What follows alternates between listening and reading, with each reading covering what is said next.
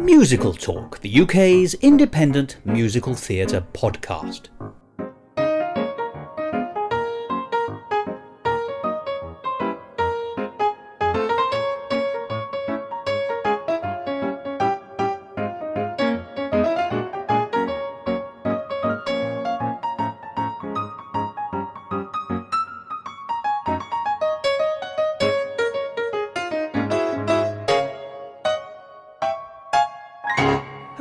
And welcome to another edition of Musical Talk.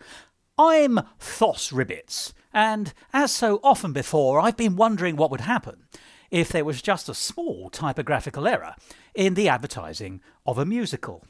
We might very well get Joseph and his amazing Technicolor Dream Goat, which would presumably be in double bill with A Funny Thing Happened on the Way to the Farm.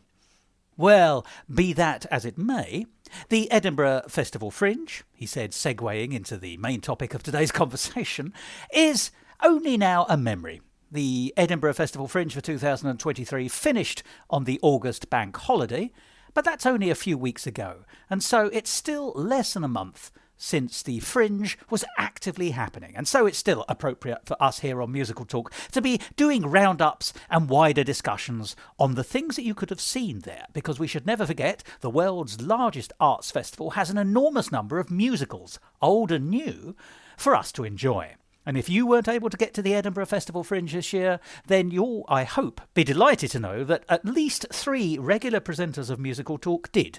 I was there, of course, but so too was Josh Clark, who we heard from in the last episode, and our old friend Colm Malloy. And it's Colm I'm going to be talking to today. Now, Colm was at the Festival Fringe for a good week and saw, as you can imagine, a great many shows, as did I, and both of our interests are predominantly musical theatre, and so of course it was that we saw a lot of the same shows, as well as some that the other didn't catch. Now, some of the shows that we both saw, we actually saw in each other's company, we went together, but also there were shows that we saw on separate occasions. And of course we spent a lot of time talking about them, and that's essentially what we're going to do this week and in next week's episode here of Musical Talk. These 2 episodes will be the last of our big roundup episodes of The Fringe, and then after that you'll start to hear some of the recordings I conducted with some of the creators and performers and people behind those shows that you could have seen at this year's Edinburgh Festival Fringe, the dedicated episodes, if you like, to specific shows. But let's not get ahead of ourselves. There's a lot to get through today. It's a bumper episode again. There's so much from this year's Edinburgh Festival Fringe that we're really having to squeeze it in to make sure that everybody gets some of the goodies. And what are the shows we're going to be talking about today? Well, the main ones will be Potty the Plant. That was Musical Talk's pick of the Fringe, and an absolute undoubted 5-star show, which I absolutely hope will be coming back again. But we're also going to be talking about Tickle, Dead Man's Suitcase, 4 Felons and a Funeral, and a show called Actually Love. And having explained what the shows are going to be, we might as well get on to the bread and butter of the day. So, please strap yourself into your greatest audio restraining device to ensure that you can do nothing else for the next 90 or so minutes in order to get the maximum out of the next episode and enjoy this conversation that I had with the ever-lovely Colm Malloy. Musical Talk.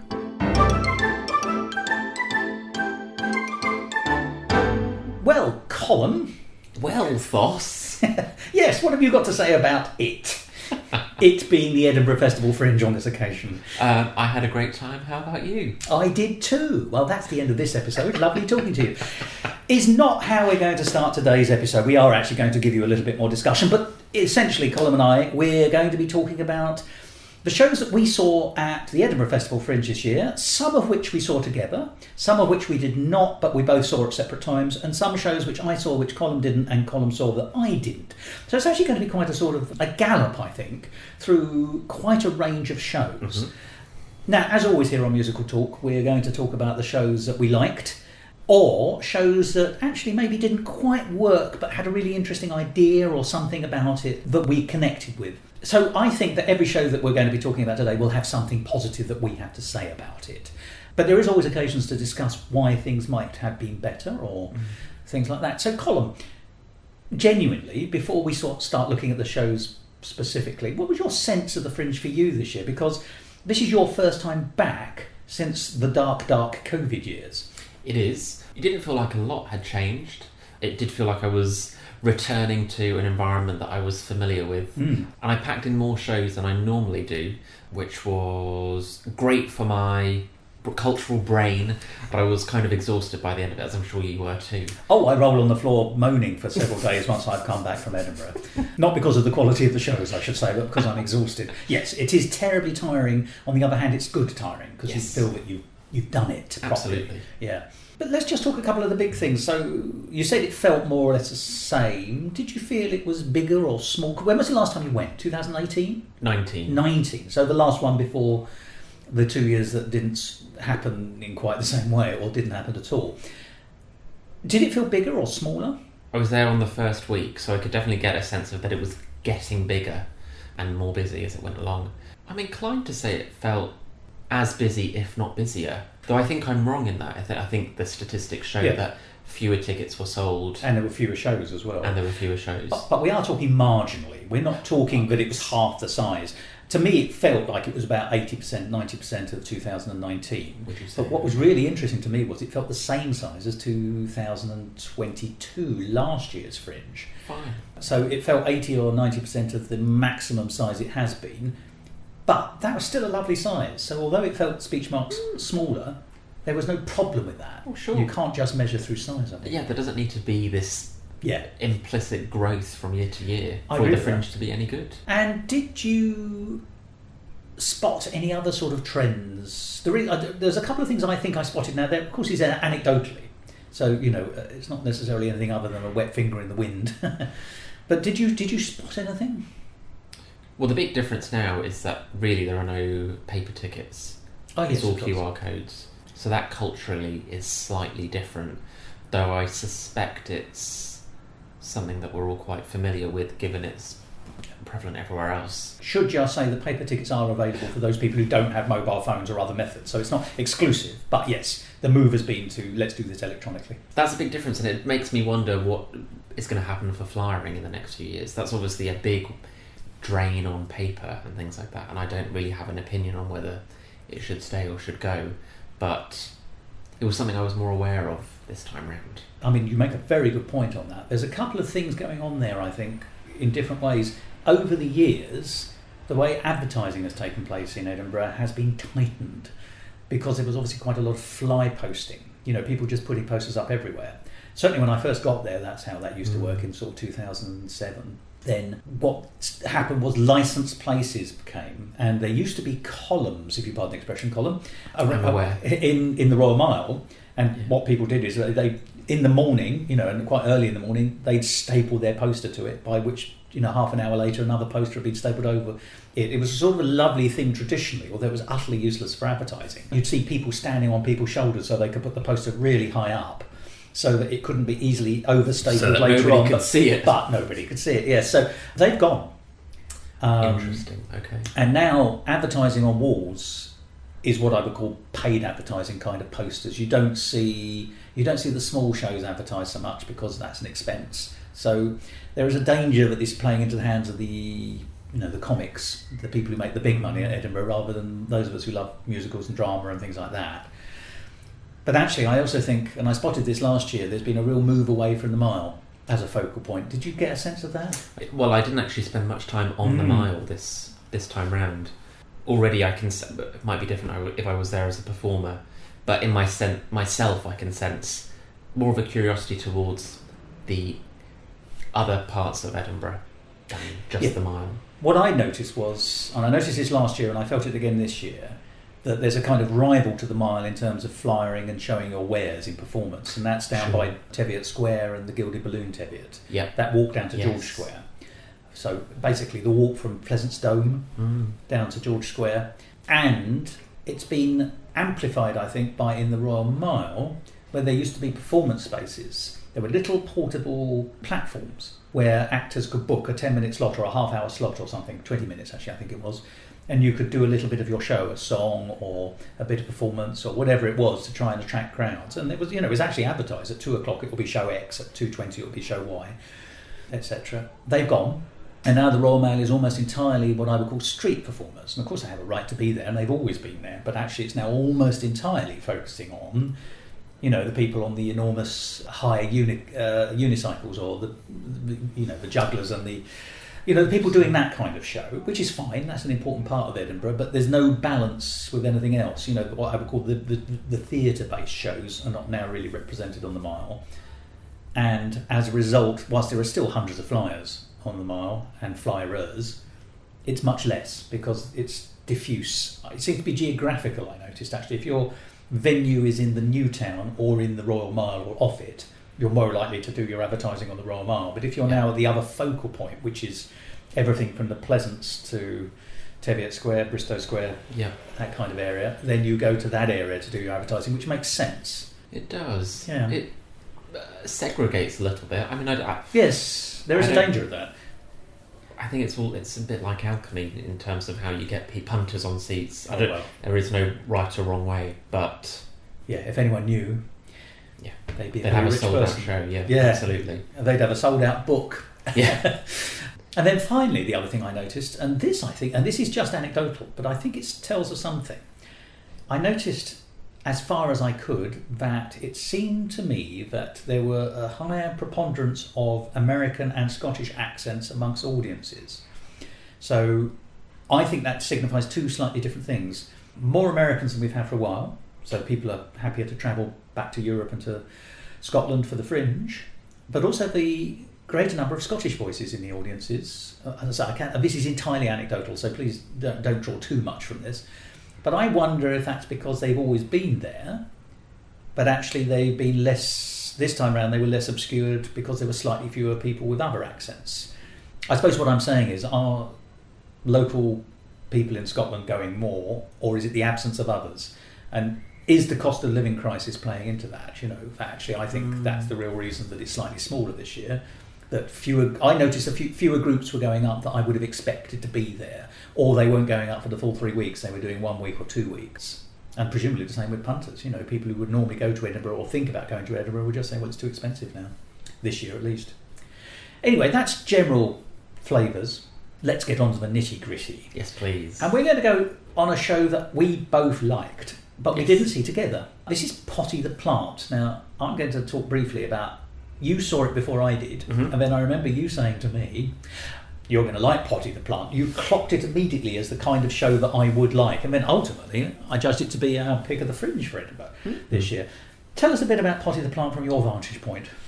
I was delightfully surprised at how much I enjoyed it. And this isn't necessarily a criticism, but I was a little bit sceptical going into it given the advertising and given the description. I kind of thought what I was going to be getting was a bit of a knock-off Little Shop of Horrors, which in some respects the show is. Some respect, yeah. And then some, I think. It delivers a lot more than that. Yes.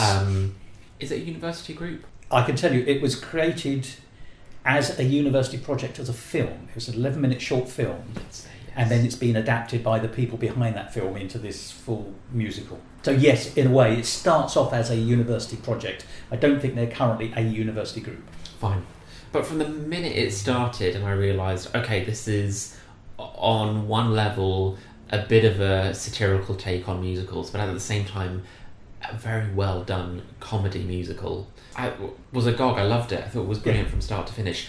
And again, not to criticise the show, but there were 3 show stops. They had technical difficulties and they managed them so well, and they had all the tricks up their sleeves to keep us engaged. And not to say that I think the show would have been less funny if it didn't have the show stops, but they made a virtue of the show stopping. Which is a sign normally of the quality of the performers. If you're able to hold an audience outside of that, then you're not just, listen to me, an actor. You're a performer in a wider sense. I went to see it twice. It's one of only 2 shows in Edinburgh I saw twice this year. And it's because I enjoyed it so much when I saw it. I thought, I've got to see this again, so I made a gap in my schedule to see it. Or found a gap in my schedule. I just did it by the skin of my teeth. I then had to run the moment the second showing was over so I could get to my next show. I literally had 5 minutes. But I adored it. I didn't have any technical problems, so I think you were unfortunate with that. But as you say, there was an added benefit. I loved it from beginning to end, but I echo your point. I went to see it because I had hopes for it, but I wasn't sure that they were going to be fulfilled, because the poster is charming. It's a cartoon picture of Potty the Plant, who's a talking potted plant. He's the central character. And it's fine, and it's lovely, and I like the characterisation, but actually I think the show is so much more than that, and I think I wasn't sure what I was going to get. What I got, exactly say, from the moment I sat down, in fact, there's a kind of pre-show sequence where you're listening to the hospital radio of the Little Boo Boo's General Hospital that the show is set in. And a brief description, and only a brief description, is that something is happening in the hospital. Children are disappearing, and people wonder if the man, one of the doctors, Dr. Acula, might be responsible for it. But Dr. Acula's best friend is Potty the Plant, who's a pot plant and is a physical puppet. So there's a man in a table with his hand up, a potted plant, but he brings so much character to it. But Potty is also in love with someone who works there, Miss Lacey. And some of the staff think that she's in danger from Dr. Acula, so they team up with Potty to try and work out what's going on and stop any nefarious dealings. I think that's the best way of putting it. And it becomes increasingly ridiculous. It's already absurd and funny, but it becomes increasingly ridiculous. You know, at one stage, Potty the Plant leaves with his friends the hospital office in which he's based and goes to run a restaurant. You know, it's named after him, for goodness sake. So, you know, it's very fun. It's very silly. And these are the things that absolutely tick my boxes. But musically, and this is one of the many reasons I made it MusicalTalk's Pick of the Fringe, the score I would describe as pop, really. Sure. Catchy pop songs. Pop songs, very good. I like it. But they did several things which I thought were miraculous. First of all, they were genuinely catchy. Genuinely catchy, as in you could hear it once or twice and you were singing those songs. For days afterwards, I woke up in my hotel room, literally woke up, and the first thing that would come into my brain was, "My name is Potty the Plant," which is the title number for obvious reasons. But the song and the melody stuck with me. And it wasn't just that song. There was a song called "It Makes Me Unhappy," and the chorus line of that is, "It makes me unhappy." And then there was another song where the nurses have worked out, they think, Dr. Acula is the villain and that he's responsible for all the things that are going wrong. And they sing a song called "It All Works Out, It All Works Out, da da." gosh, well done. But I can't do that with the other songs I heard from Edinburgh this year. That set of songs is so remarkably catchy. Now, I don't know if it's just because there's something about my mind and those songs react to the way I remember, but I can remember those melodies a month later as we record this, and I don't have recordings of them. Or whether they're clever pastiches of something else. Other songs. Again, not to discredit them. But they could be, but the score is so delicious that I am desperate for a recording of them, and I happen to know because I recorded an interview with them and I've seen on Twitter, or X as it's called, and now also known, that they are now going to record an album, and I'm excellent. So pleased because I will be the first in line to order a copy of that. No, but that's you'll be second. But it's remarkable, isn't it? That actually Rare is a song that is so remarkably earwormy that you can remember snatches of it both lyrically and melodically. And then the second thing is how brilliantly subversive it all was. So the "It Makes Me Unhappy" song, which Miss Lacey sings, she's very unhappy in her job and in her life, is the most upbeat pop number you can find. It's subversive in the sense that this is something Gilbert and Sullivan do sometimes, funny enough. It's that idea that the music and the words disconnect and are facing in different directions, and yet somehow you put that together and you get a much bigger whole with a W. That's a really good example. She sings this, it's a power ballad, it's an upbeat pop song. She's singing like, hello everyone, it's funny, and yet she's talking about her misery. It's a really upbeat, miserable song. There's another one where Dr. Acula thinks that Miss Lacey comes from a rich family. I think they have an oil well in Romania or something, or Transylvania, I can't remember, somewhere in that region. Transylvania is in Romania, isn't it? So, yes. Yes, gosh. Yes. No, something like that. That's why he's trying to woo her. Yeah, that's right. And he sings what I would call an aggressive rock romance number. "I'm going to propose to her so hard." Yeah. Is basically the choral line. And I love that idea, but it's a really aggressive alpha male, not in any way romantic style of performance with song to match, with lyrics which are about I'm going to woo her really hard. Yeah. It's also, there's other jokes to be played there. That idea of proposing real hard sounds sexually suggestive, doesn't it? It sounds like you know what sort of would normally be in that kind of song and that lyric, and yet it's about proposing. Proposing is ultimately not a sexual thing. No.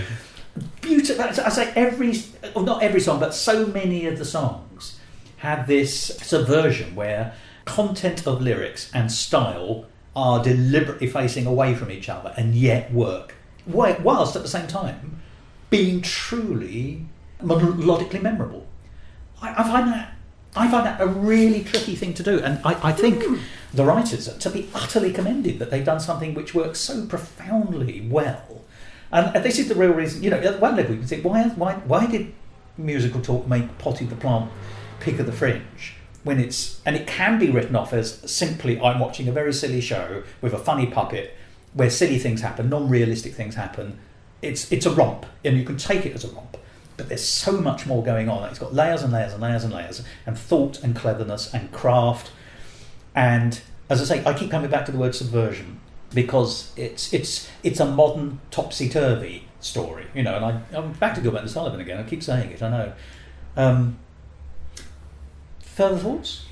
I think if a song can do double, triple, or even quadruple duty, then you add levels of meaning which are just really pleasing for an audience. And I think there can be this kind of excuse that if something is lowbrow comedy, the songs will just speak for themselves, or the songs have no utility.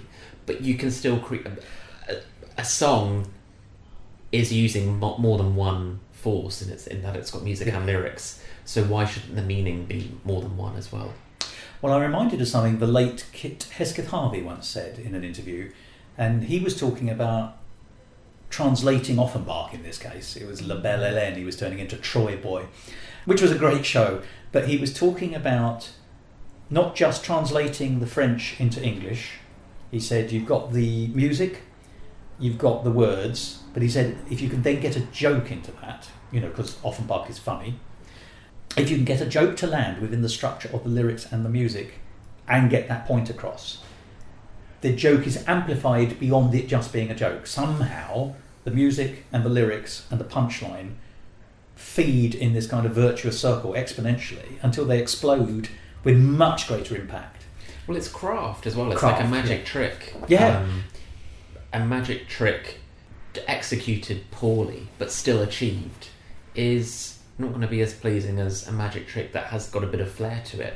I mean, it's really obvious, but sometimes it's that kind of distinction. But sometimes it needs to be said. I think there's a cut song from Bed Knobs and Broomsticks where David Tomlinson sung. He's a quack magician, if you like, if you can have that combination. But he's a fake. He's a charlatan. but he carried it off because he does it with a flair. That's from the film. And now I'm remembering it. I think there's some things very similar in the stage version that was around a couple of years ago. Anyway, so I agree with you. If you can do it with a flourish, you can embellish beyond the individual elements. So Potty the Plant, it won me over before the show started with these hilarious hospital radio broadcasts. And then from the moment it started, I thought, I'm in love with this show. It's funny, it's clever, it's subversive, it's cheeky. It's so well written, there's so much craft. It doesn't matter that it's non-realistic, it doesn't matter that it's absurdist, and it doesn't matter that if you just go in and say, I enjoy this at the silly level, brilliant, that's fabulous. But if you go in and say, I enjoy this at the silly level and I can see all the extra bits, brilliant. And there is an interview with the three people behind Potty the Plant, whose names are Aidan, Baden, and I think Sarah. I want to call her Maiden because that would work. But it's a lovely interview about a fabulous show. So if Potty the Plant comes back or goes on tour, or you just want to hear the score, then please do.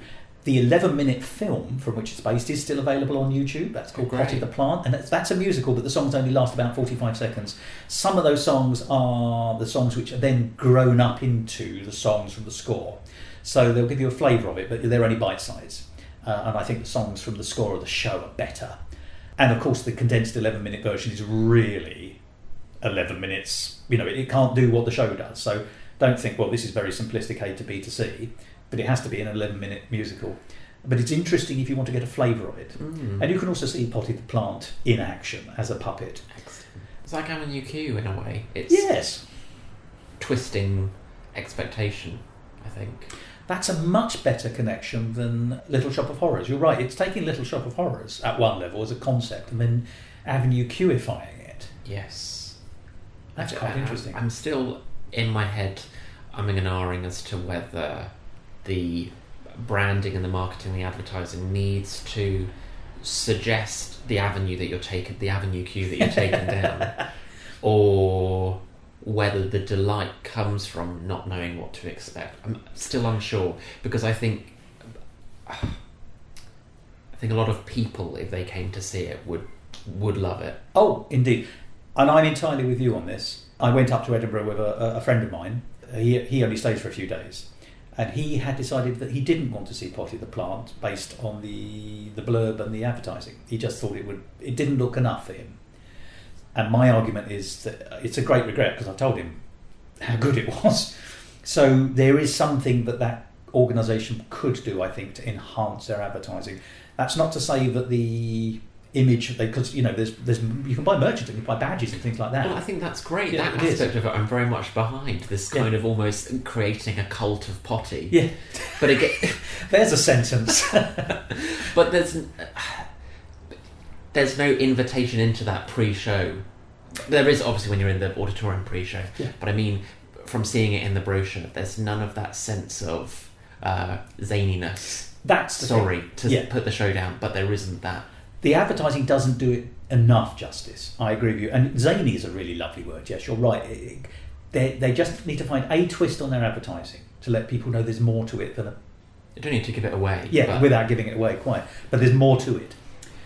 Well, that's Potty the Plant, which, it was a 5-star show. We both loved it separately, and you were so right when you said to me, before I saw it, you're going to like Potty the Plant, because I did. I adored it. And I'm really hoping it's going to have a life afterwards, because I'd see it again any old place and any old time.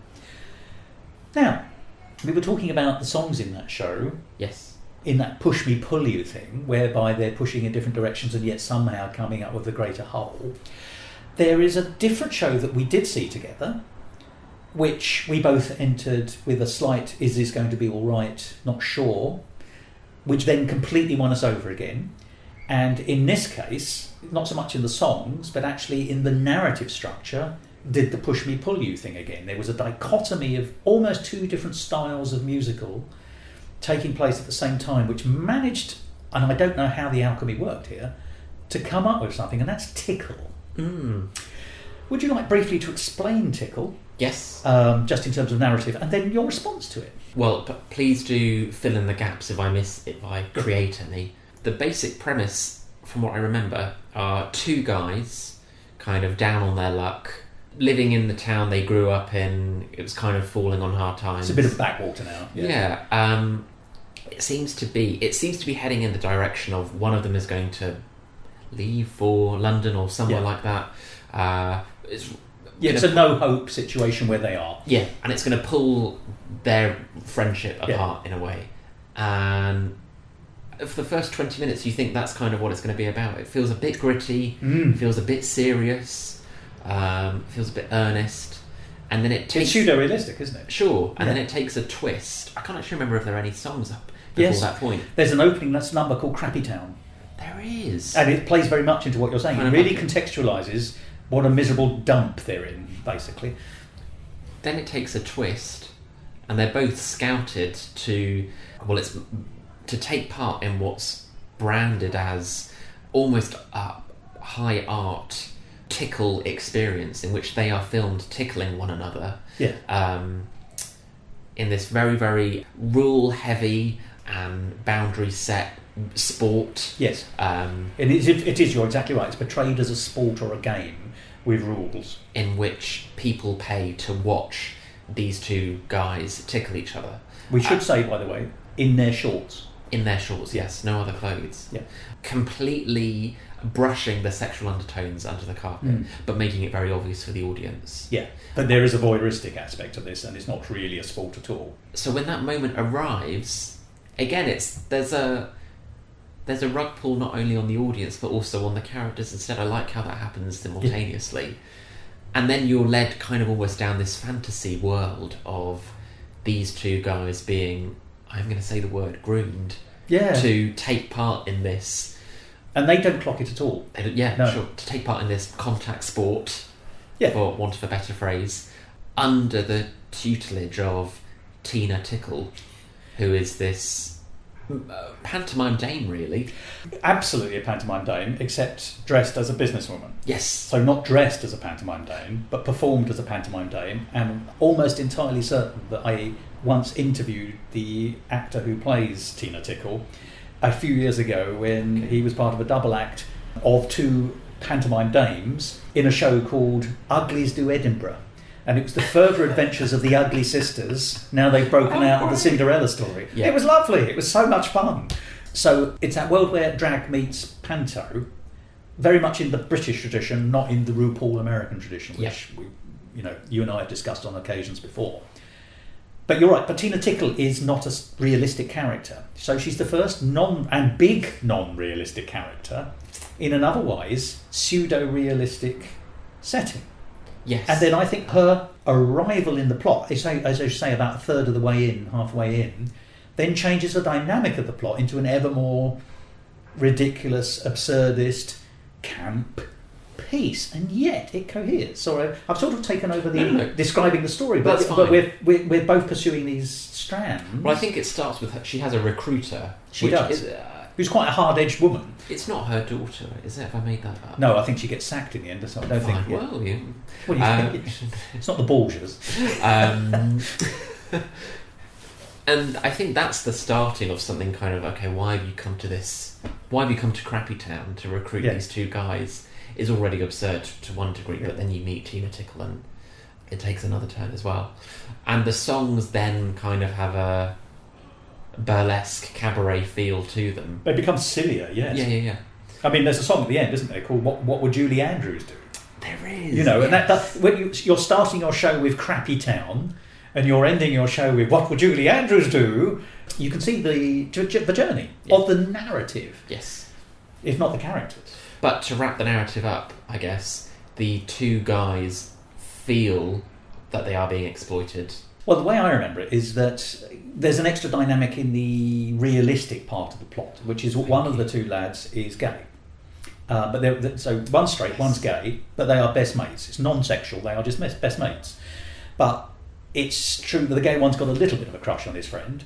And of course, going into this non-sexualised but utterly homoerotic environment with voyeuristic elements as well, you know, their job now is a contact sport. They are tickling each other in their shorts. You know, that's and I think it sort of becomes a bit too much, and there's a brief kiss, and then, you know, is their relationship as friends going to survive? And then it does survive, but actually what probably is slightly healthier is for their relationship is that the straight one then sort of leaves the business, whereas actually the gay one stays in and indeed finds some kind of happiness, because it's mentioned just briefly towards the end that he's stepping out with dating one of the other contestants. Are they discovered on CCTV at one point? There is, yes. That's a turning point as well. So, but that's really interesting, because once again you're still in the world of unrequited love, gay drama, broken or not friendships, exploitation. You know, this is all the stuff that you said the word gritty, and I think that's the right word. It's half this story is a gritty story, and we're used to the tropes that are associated with gritty stories, and half the story is pantomime. Tina Tickle even decides to commit suicide in the most pantomimic way at the end, and then doesn't. You know, and she doesn't quite go all boys and girls, but she's very good on the sassy put downs, and some of them are quite corny as well. You know, so it's a brilliant performance of. Funny enough, the parallels are with Uglies Do Edinburgh, in the sense that was the further, but taking a pantomime character and putting him in a different context. Yes. That's what's happening here too. Tina Tickle is a pantomime dame who's basically, instead of wearing a patchwork quilt of a dress, and going on about how poor I am. She's rich. She's a successful businesswoman. So she's now in the context of, what would happen if you took a pantomime Dane and put them in Dragon's Den, essentially. Is that kind of thing. It's kind of a very modern panto in a way. It's a modern panto. And it's kind of very refreshing. Brilliant description. A brilliant description. That's exactly what it is. Because it does have audience interaction. Yes. In the form of Tina Tickle. The songs, on one level, do contribute to the plot, but at the same time, they're doing double duty, but they're throwaway songs that are devices for Tina Tickle to just be Tina Tickle and be a bit of a drag performer, a bit of a pantomime dame, showing her singing chops off. Now I'm thinking about it, it feels like what we saw was more and more like a pantomime. I'm going to use your phrase. I think it's a modern pantomime or a contemporary pantomime. Yeah. What would you... Set in a crappy town. It's got all of the things that a pantomime has. Yes, you're right. I'm so poor. Yeah. How am I going to pay my rent? Would be the traditional thing. Here's the landlord. Well, yeah. Or here's the fairy queen. Who's the? Gosh, yes, you're right. Who's the scouter? Goodness, I think you absolutely hit the nail on the head there. That's a remarkable insight, and I 100% subscribe to that. And it would, not that I would want to see it, but it would work without the songs as well in a similar way that a pantomime does as well. I think the songs added to it though, and also added that sense of wrong footing. Yes, it's nice that actually you've got that journey of song, as I say, from Crappy Town to Julie Andrews, really showing you.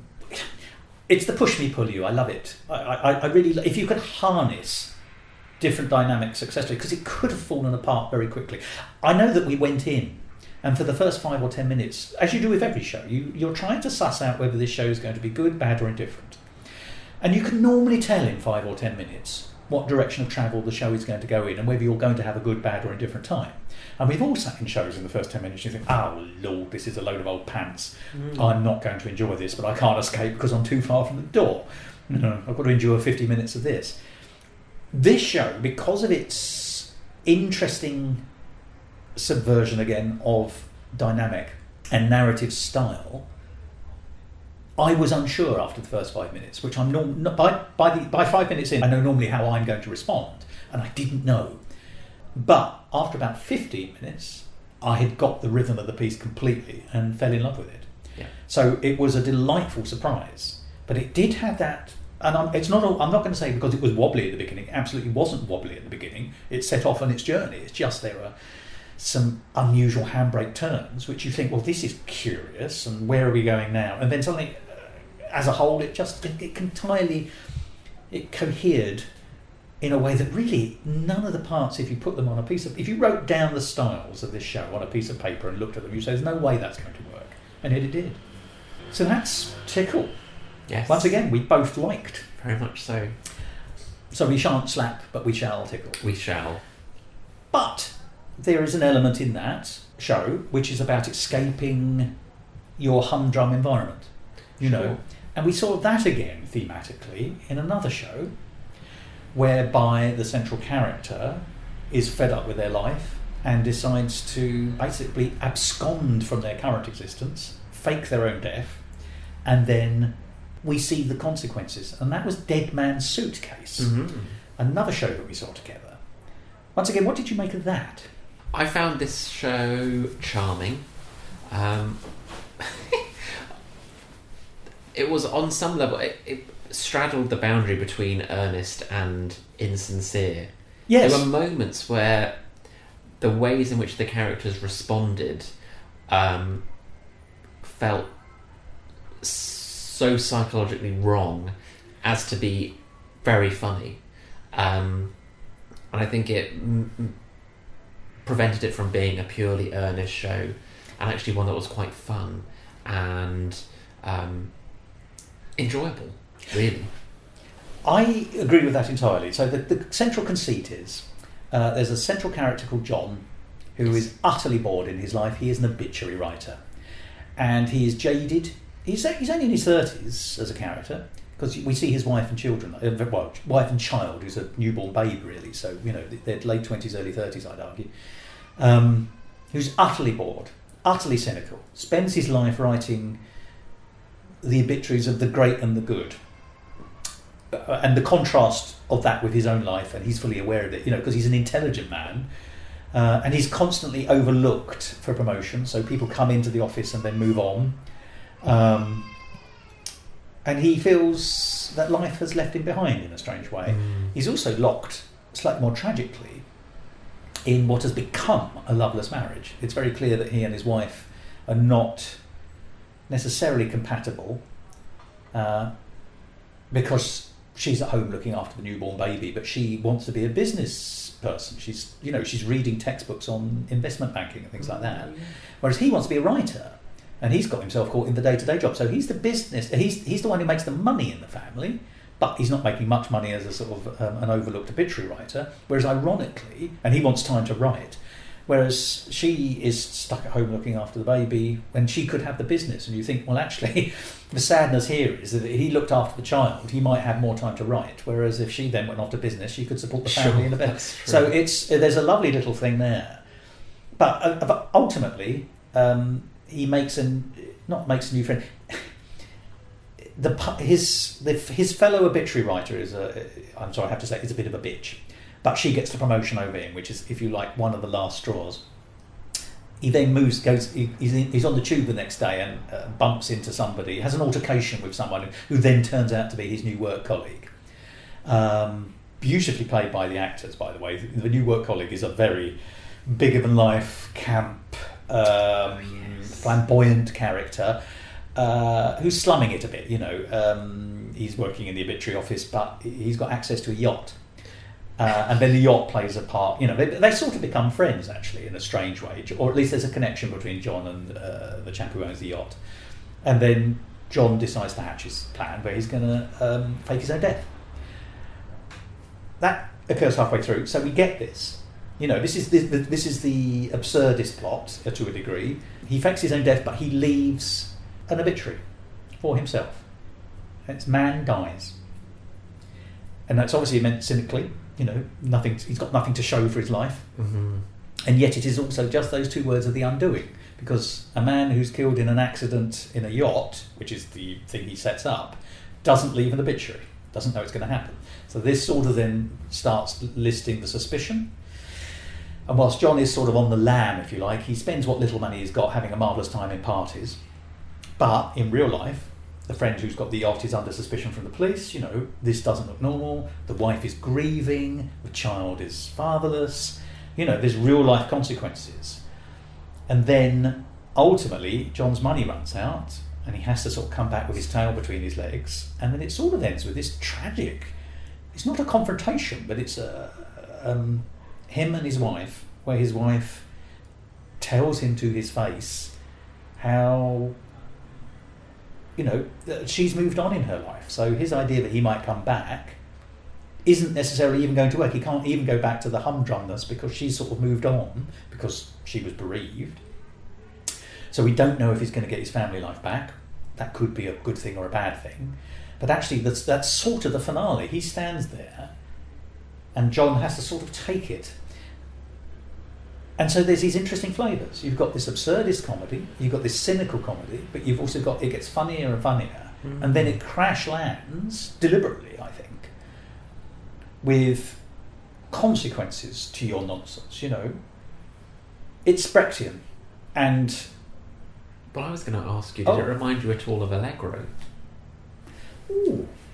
I could be completely off in my associations, but there is that feeling of man struggles with his sense of self, goes off and thinks that, I've made a mistake and now I'm going to come back and everything will be fine, in a kind of farcical trope way, but everything isn't fine, and now it's kind of like, well, here's reality coming back to bite you. I don't know.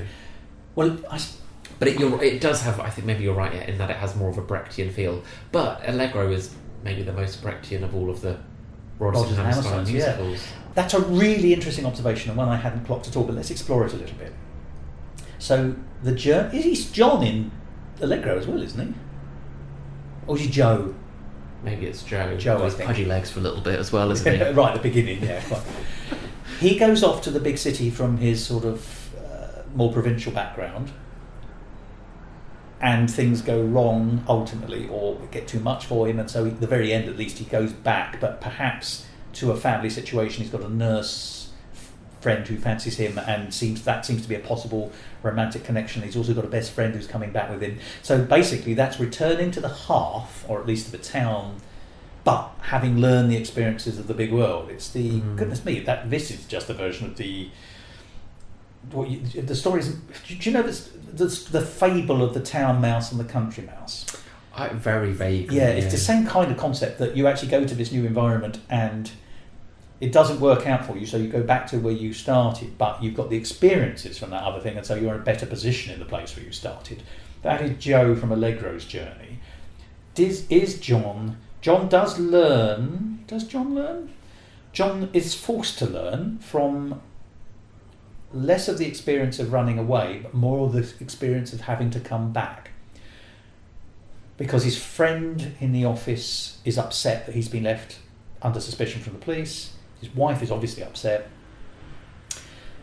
I think it sort of stops at this point. I think you have to assume that John is going to have to learn that he's upset the people in his life who are important to him and whom he is important to them. Because he's quite a selfish character. He's not a bad character, I think. But yeah, Allegro is, it's really, that's, I'm going to have to chew on that. But yes, you're right, there is at least something of Allegro in this, which is no mean feat. But it's got the Brechtian idea, I think, of through absurdism and comedy, you also draw tragedy. Because ultimately, John, this is a tragic story, I think. Sure.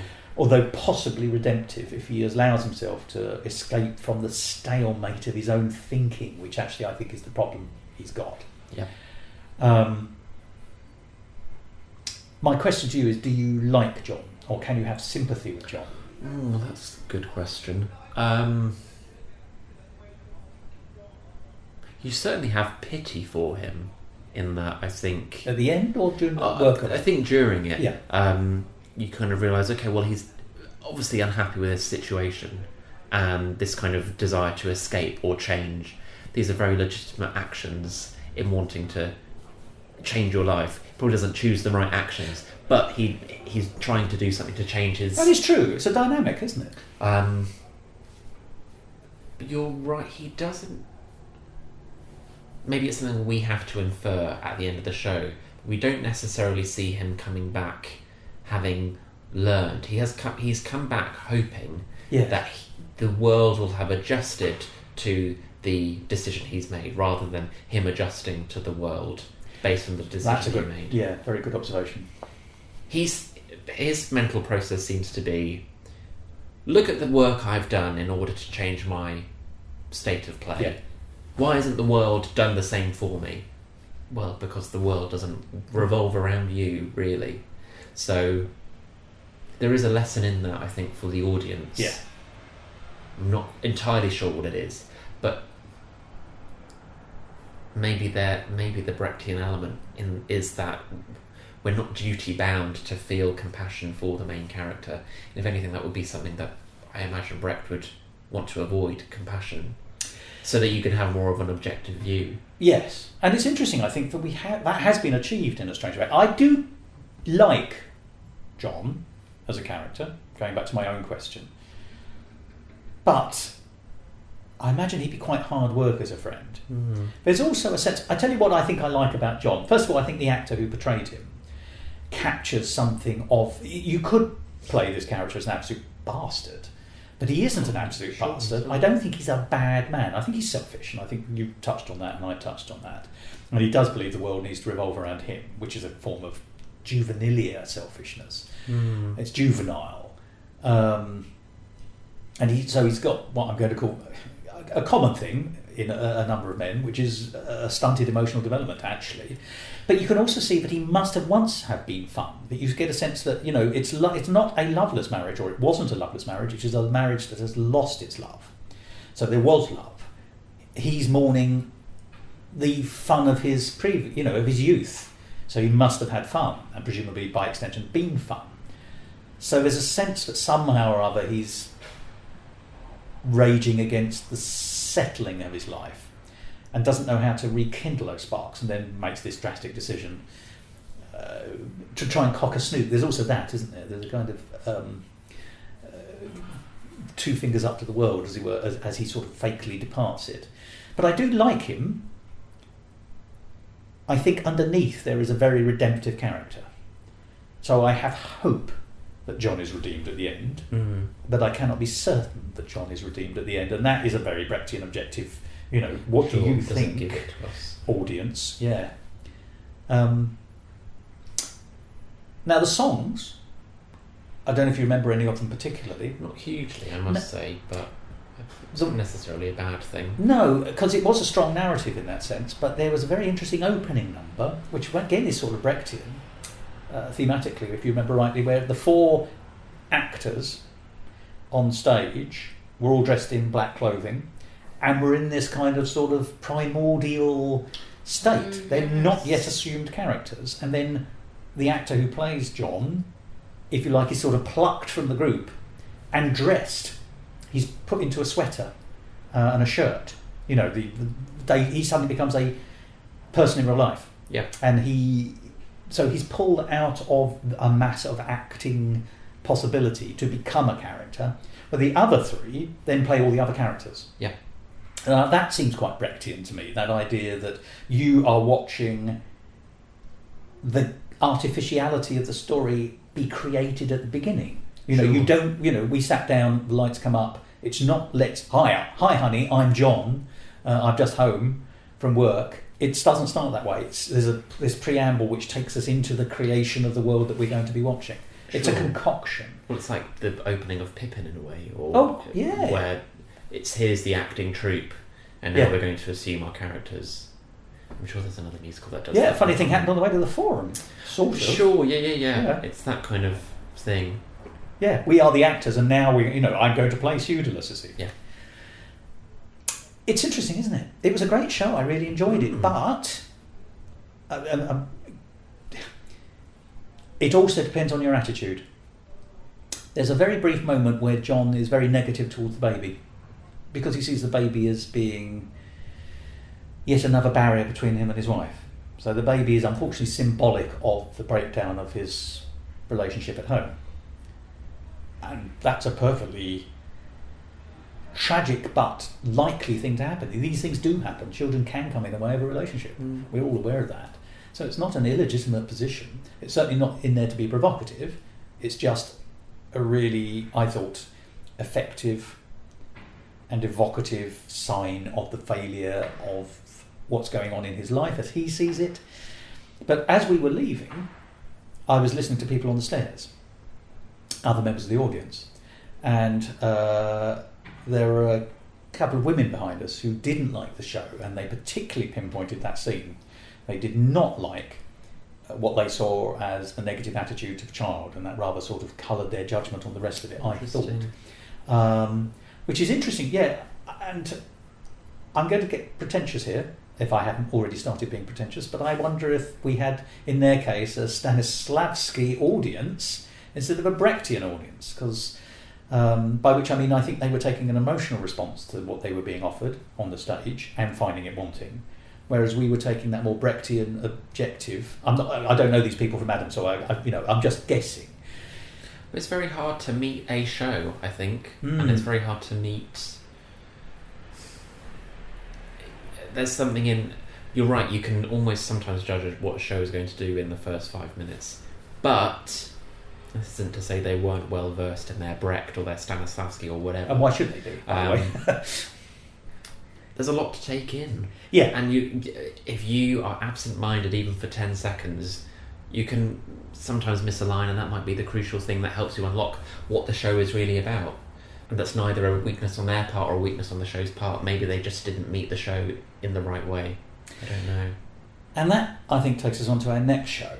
And that's a show where I was the audience member, or an audience member, who found something distasteful emotionally in the narrative, and therefore I failed then to connect with the rest of the show, and ended up hating it, whilst at the same time recognising that intellectually it was a well-written show with good songs, nice structure, well performed. So nothing sort of wrong structurally with it. It was just what they then did with the infrastructure of the piece in its narrative was so objectionable to me that I really couldn't enjoy the show. And that's Four Felons and a Funeral. Yes. Which is a show we saw together as well. Yes. You and I responded very differently to this show, I think. Thos, why don't you tell us about the narrative as best as you remember it? Yeah, all right, I will. Because that will help me then explain what I didn't like about it. Yes, please. I thought from the advertising and the previous work of Goya, it's Goya Theatre, who did 2 fabulous shows last year.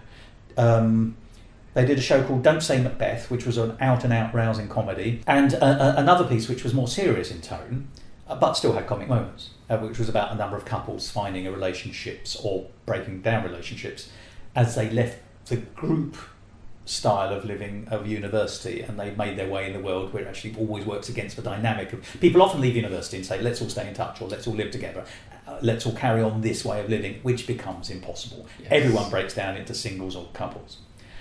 So that was a really interesting pair of shows last year, so I was very much looking forward to their 2 shows this year. So I'm going to mention the sister show this year because it will have an effect on the way I describe Four Felons and a Funeral.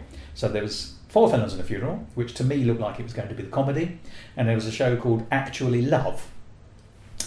I've made the observation elsewhere that Richard Curtis has been plundered quite thoroughly in terms of titles here. But I thought Actually Love looked like it was going to be a more sincere, emotional piece, and that Four Felons and a Funeral was a comedy. And so it started. And the very first thing we see is a gay female couple, a lesbian couple, one of whom has stolen the ashes of her best friend who's died young and jumps into the car with her much more steady, small C conservative girlfriend and is told to drive. And what has happened is that she's stolen the ashes and from the family home, and they're driving off. And it's got breakneck, it's frenetic, it's breakneck, it's got all the things you'd expect, it's oddly funny. There's the note of caution from the girlfriend, quite reasonable, you've stolen something and now I'm a getaway driver. Mm-hmm. These are reasonable responses in my view. And so it starts. And so, as I say, it was breakneck, it was frenetic, it was funny. And I thought we were going to get that, maybe not at that pitch all the way through, but I thought that was going to be, the comedy would arise from that situation.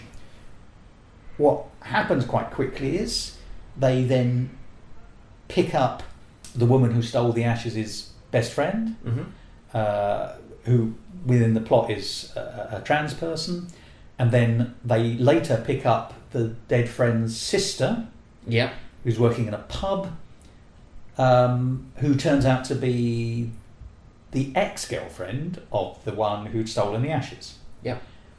And that set up a dynamic which became dramatic and emotional rather than comedy. So I very quickly felt that I'd been sold a pub, because within 10 minutes it stopped being a comedy and became, I have to say, in my view, a little bit of a bitch fest.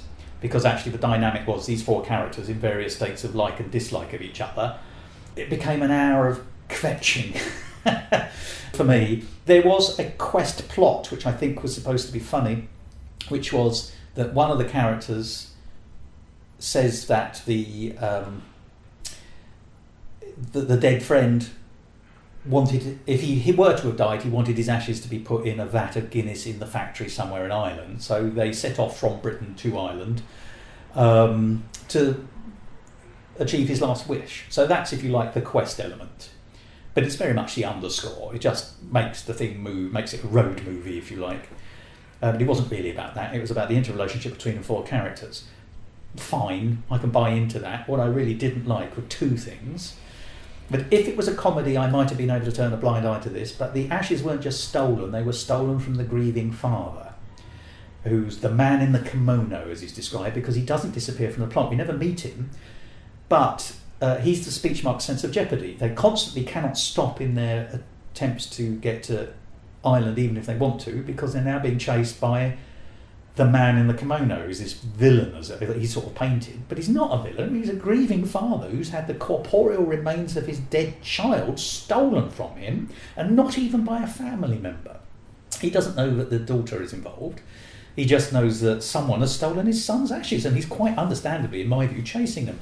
I found that morally repugnant, that this character was just created to sort of drive, and his feelings were dismissed in a single line about, he's too old-fashioned and conservative to know, it's not right that this live wire son who's now dead should just be a pot of ashes in his father's house. Well, yeah, I don't think that stacks up. I think that's an emotionally tin-eared thing to say. So I wasn't liking, as I say, if it had been completely rompy, I could have accepted that to a degree. And you may say, well, that's hypocrisy on your part, Thomas, but if it was a romp, then I'm not expected to take the emotional responses so seriously. The whole thing turned out to be an extremely emotional, aggressively so in some cases, melee of people falling out with each other. And of course we got the old trope of the ex-girlfriend kissing her ex-girlfriend. And then there was a secondary thing I found quite unpleasant, which was that the more conservative-minded of the couple became very quickly painted as the villain within the car, because the others were all sort of either live wires or, she was seen as the barrier. She was the one who was the voice of reason. She was also painted as anti-trans, although actually what was interesting there is that she asked the question. She said plainly she didn't really understand it, and she asked the trans character to help her understand it, and they get cross at being asked and then sort of walk off, and they later explain to the other characters that it's not their job to explain their situation, which I fully accept, but conversely it's not an evil thing for someone who doesn't know to ask, and to ask an authority. So it was interesting to me the dynamic that was being played here. She was sort of painted quite unpleasantly, and the reason I'm mentioning this is the contrast with Actually Love, which was a two-person show. And the conceit, very briefly, there is there's someone trying out new songs and singing new songs in a studio that he's booked, but he's overrun, and the next person into the studio turns out to be their ex-flame. And the one who's just come in is, as I read it, overtly gay, and was there to use the studio to prepare for an audition in a feature film. He's an actor, and the big surprise is that he's in the running for the heterosexual romantic lead in a rom-com, which his ex finds very hard to believe because he presents as very camply gay. But of course he's an actor, so he can do it. And then it's about their friendships. They haven't seen each other for a while, it's very clear, but it's actually kind of sort of delicate reconnection of their friendship rather than their romance. And so the friend stays and helps the actor go through his lines in anticipation of his audition, with songs all the way through. But what they do at the same time, and this is where the comedy comes from, is they deconstruct rom-com films, which are not difficult to reconstruct because they are quite formulaic. And they make the point, and this will take us back to Four Felons, they make the point that very often the female character in a rom-com film has got a mother. And the mother is often painted as the villain of the piece, such as there is, because she will be the small c conservative character. She's the one who doesn't think that her daughter's doing well enough with the boy who's chasing her, who will be, try to break them up, who will try to be a sign of ignorance. And they say overtly in Actually Love, this is a terribly misogynistic trope about putting a character in purely to knock her down. And she's not actually doing anything that's wrong, per se. These are perfectly reasonable things for any mother to worry about for her daughter. They can be heavy-handed, it can be overly conservative or risk-averse, that's absolutely true, but it's not evil, it's not wrong, it's not immoral. And then, blow me, in Four Felons and a Funeral, we've got a character, she's not a mother in this case, but she's I'm going to call her the conservative... risk-averse. She's the risk-averse, small c conservative, law-abiding where she can character, who's also ignorant but wants to try and deal with that, and is portrayed as the villain throughout the piece. She's even down to the fact when the ex-girlfriend kisses her ex-girlfriend, there's a question about, well, what are you doing with this conservative rotter? What are you doing with this person who's a drain on you, who's a barrier on you, who's not lively and fun? And you think, well, but there's nothing wrong with her per se. So I was having trouble on two fronts. And I thought, and it's all about who you villainise. And I thought it didn't need to villainise anyone, and it did villainise two people, I thought, unfairly. And because of that, I really hated the story. And I've spoken a lot now about this narrative and my responses to it. So I am fully aware that I was talking just a minute ago about Dead Man's Suitcase and the emotional responses to the plot, which some people had, which made them not like it, which I didn't have, which made me did like it. In this case, my boot is on the other foot. I had emotional responses to what I thought was two terrible bits of characterisation. The grieving father, who's turned into a sort of villainous figure of fun, and the small c conservative partner, who's just made the butt of the whole piece for the dynamic action amongst the four, whilst it all being recognised in this other piece. So I thought myself that Four Villains and a Funeral was really well written, in the sense of structurally it made sense, it's paced well, the story developed within its context, the songs were fabulous, the performances were great, so all very positive. I just happened to hate the story on an emotional level, which really soured my experience for me. But I'm acutely aware that it was a well-made piece, it was a well-constructed piece, it was a well-produced piece, it was everything about it is really good, except for these two notes in the narrative, which were enough to really emotionally turn me off. What was your take on it? I don't think I connected to it emotionally in the same way that you did. I think from the beginning I found the tone to be, okay, this is going to be a slightly ludicrous plot. So maybe that's my fault for pigeonholing, but maybe that's me pigeonholing it in a way and accepting what's happening at face value and not really thinking about those implications. I think there is an opportunity in the piece to create conflict by having a situation in which four people react in different ways. A great quote that I think that someone like Robert Icke, the playwright director, says is that conflict arises from two things being correct at the same time, and these are multiple valid responses to grief in a way, I suppose. Yes. But I'm inclined to agree with you to a degree. To a degree. The small c conservative character was written in such a way that her curiosity and concern were painted as prejudices. Yes. Which I found unbelievable, even within the context of the unbelievable plot. And I think it made her unfairly realistic compared to the kind of, I'm going to use the word zaniness, the zaniness of the other characters. It was like she was this kind of realistic barometer for them to bounce off against. And to judge. Yeah. They judged her for not being zany. She can't help how she was written. Yes. So, I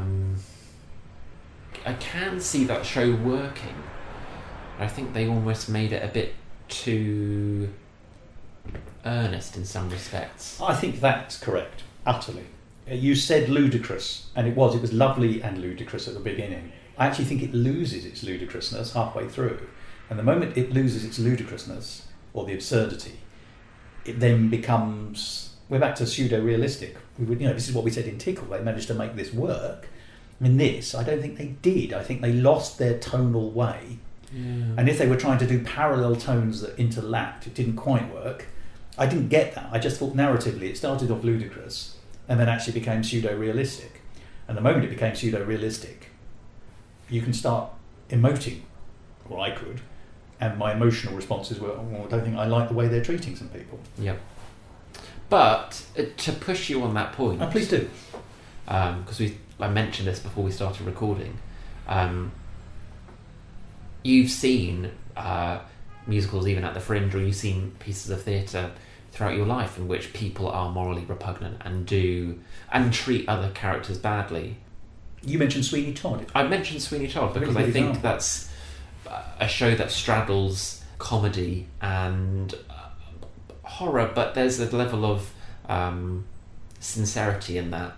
And there are lots of, really, all but maybe 3 or 4, it's usually the older principal characters, are doing really, really bad things. They have moral justifications for doing them, but we're behind them. You make a terribly good point, and you made a terribly good point when you raised this to me the other day. Yes, let's use Sweeney Todd as the alternative, because it's a really good example, and exactly as you say, Sweeney does terrible things, Mrs. Lovett does terrible things. I think she's got less excuse. Judge Turpin does terrible things, and there are plenty of other terrible people in it. So yes, why do I feel some... You said they have justification, and that brings some sympathy. Judge Turpin is harder to... Well, actually, Mrs. Lovett is the one I find trouble because she's a grotesque. Whereas actually I find Sweeney oddly more realistic, Judge Turpin more realistic. I find Mrs. Lovett quite a difficult character to engage with. She's there for comedy purposes as well as... she's a gargoyle, she's a grotesque, she's Grand Guignol. But I think she has malicious intentions. She's desperately in love with Sweeney. That is true. Everything she does is out of love. Even though it's perverted, yes. That is true, but do I believe her as a person? I don't buy Mrs. Lovett as a real character in a world of real characters in Sweeney Todd. Okay. Actually. In any performance I've seen her beautifully done, but I think structurally the problem's in the writing there. Also, distance makes things Brechtian. Yes. In the sense that it's not contemporary, it's Victorian. Yeah. It's 19th century. It's a distance away. It's also very atmospherically contained in a particular take on life in that particular period. You can write drawing room comedies from the Victorian era. This isn't Oscar Wilde, and yet they're both legitimate takes on the Victorian life. So you're taking your slice. And I'm going to use Grand Guignol again. Sweeney Todd, it is very clearly a very particular kind of take on British Victorian life. And it's particularly emphasising, I suppose, Gothic, actually. Yeah. Is the easiest shorthand, rather than Grand Guignol, or a bit of both. Four Felons and a Funeral, entirely contemporary. It was taking place as we watched it on stage. These are people who you can meet leaving the theatre. They're contemporary models. I'm going to interrupt you. They're not a cast dressing up as characters like at the start of Dead Man's Suitcase. It's almost as if the Good actors... point. Yeah. It's almost as if we're seeing the actors playing themselves in a way, because they feel very close to the actors, the characters, and even though they aren't necessarily going to be at all like that. Sure. Yeah. There's something very personal in that. It almost feels like there is no boundary between character and actor in that show. That's true, and that's a sign of the quality of the acting. Actually, I'd argue. Would you say? Yeah. Oh, I think that's I think that's a virtue at one level. But you're right. I tell you what, as we've been talking about Brecht and Stanislavski, I would argue that the show starts Brechtian and then falls into Stanislavski. I think it's got a Brechtian start, the ludicrous start, but doesn't do what Dead Man's Suitcase does, which is Brechtian throughout to give you the Brechtian disconnect objective ending. Yep. It starts off Brechtian ludicrous. That can't be and isn't sustained. It again goes into a soap opera essentially, or soap opera is unfair, but it becomes an emotional drama, an emotional exploration of the relationships between the four of them, which I think you're invited to emote. I think you're invited to respond emotionally to it. I think the intention must be sympathetically to the three non-conservative characters, but that's not how those weren't the characters I responded to. I suppose it's because I felt it was terribly unfair on one person.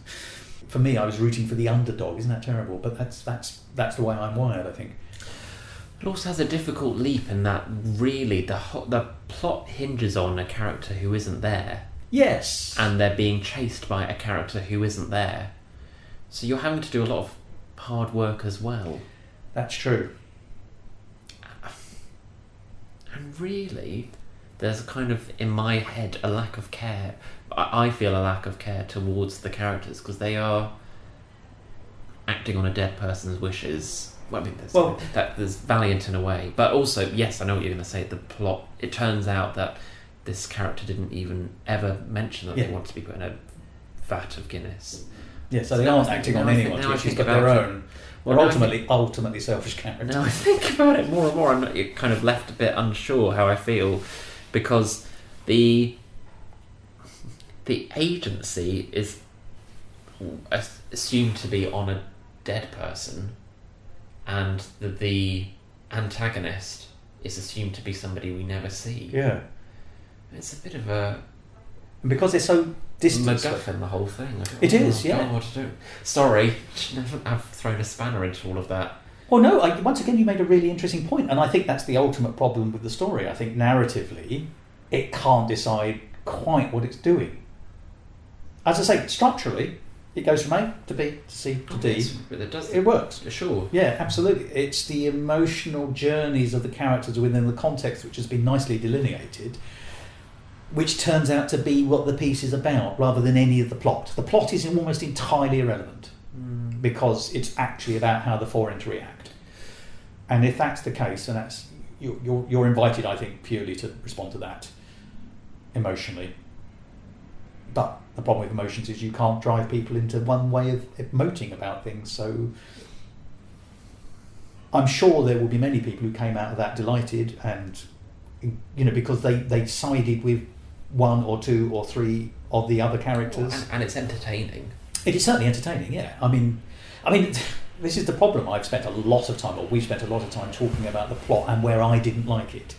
Whereas I'm fully aware, and I can't stress this enough, that it's beautifully done. So it is merely I don't like the flavour of the dinner being presented to me. It's a beautifully cooked meal. I just happen not to like this particular, you've given me chicken and I wanted beef, for example. I'm not sure there's a solution to this. We're not going to work it through. I think I can only respond to this emotionally, and my emotional responses were mostly angry.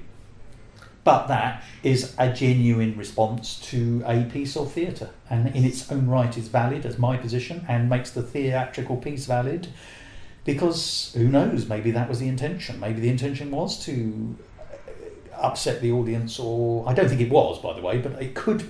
But it's a legitimate response. It's a sign of worth that a piece of theatre, in this case a musical piece of theatre, has provoked such a discussion in us, and none of us are saying it's bad.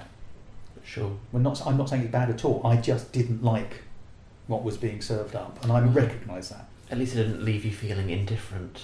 It certainly did not leave me feeling indifferent. Which would be worse, I think. Yeah. Oh, it would, yes, absolutely. Oh, I'd rather go and see a show like this where I leave angrily, because it's provoked me into something, than see a show that wasn't very good. Yeah. And we both saw shows which weren't very good, and we're not going to talk about those. But we're not going to talk about those. Yes. And we are talking about this because of the responses. I will say, however, that Actually Love is brilliant. The odd thing about Actually Love, it's a very clever piece that makes the duo, their relationship and reforging of a relationship is wonderful, and it very delicately opens up a few things about their own journeys and confounds us and confronts us. And there are issues, there's trans issues and issues of how people present. The trans person being incredulous that the very gay person could be conceived as a straight person in a theatrical environment or a film environment. There's images of perception which cut both ways. So it was delicately done, beautifully done, terribly funny, very beautifully satirical about rom-coms, whilst at the same time being a rom-com. It's a magnificent piece of work in its way. The one thing it didn't need to be, oddly enough, I think, was a musical. You could have taken out all the songs and still had a very excellent piece. It did feel like the songs were not integral, which is the only thing I would mark that down for. You could do that again and make the songs more relevant, I think. But that's not really a criticism. It was, for all the things I admired but didn't like in Four Felons, I admired and did like in Actually Love. It just had no reason to be a musical, in my view. Actually. Well, Colm, thank you very much for talking through with me a selection of shows, which oddly we found a sort of our own narrative line through. We did. From beginning to end. But on the whole, all these shows, even the ones we've sort of found some problem with, have a lot to commend them. And on the whole, I would say that they were indicative of a really sound and healthy environment of musical theatre at this year's Edinburgh Fringe. There were more musicals on offer proportionally, I noticed this year, I thought, than to previous years. But that doesn't necessarily mean the quality was up to it. And as I said, some of the shows we saw were enormous pads. Turkeys. They were indeed. But I thought So much of the musical output offering this year was excellent, and the shows we've been talking about today all had points of excellence. So thank you very much for talking about them with me. Thanks for listening to me blather away. Oh, you have made some of the most pertinent and precise points in this conversation, and you've given me plenty of food for thought, so thank you very much indeed. Thank you. Musical Talk. And there we are. Colm there talking about Actually Love, Four Felons and a Funeral, Dead Man's Suitcase, Tickle, and Musical Talk's pick of the Fringe, Potty the Plant. I hope that's given you just some sense of the variety of shows that you could have seen at this year's Edinburgh Festival Fringe. And don't forget, there are still so many more to be talking about. So do join us again for next week's episode, when we'll be talking about shows including On Your Bike, Jingle Street, the Grand Old Opera House, After the Act, Tony, the Tony Blair Rock Opera, and the last show before we die. And that's not all. But this has been a tremendously long episode. You probably need a certain amount of time to digest what you've heard, or at least get rid of the indigestion. Chalk tablets are terribly good for that. If you put them in your ears, you can't hear me talking. But of course I can help you with that by stopping talking, and we're going to do that now. So, as we lurch towards the end of this episode, I think there's just time for me to say I hope that you've enjoyed it, and that you'll join us again for next time's episode, or whenever.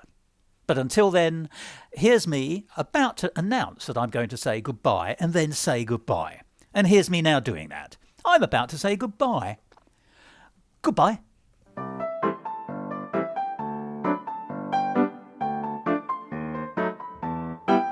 This episode of Musical Talk presented by Thos Ribbits and Colm Malloy. Edited by Thos Ribbits. Copyright Musical Talk 2023.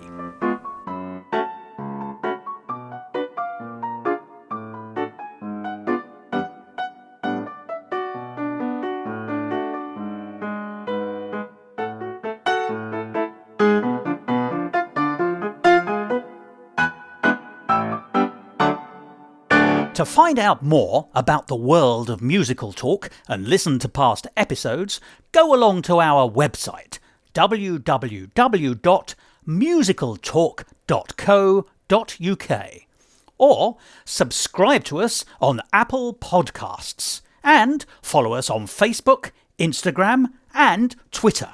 And if you want to follow me on Twitter, you can at MusicalTalkThos. Yeah, I think there's a cut song from Bread Knobs and Broomsticks, which is called Do It With a Flair. Bread knobs. Did I say bread knobs? I don't know, Well, I heard bread knobs. I'll say that again.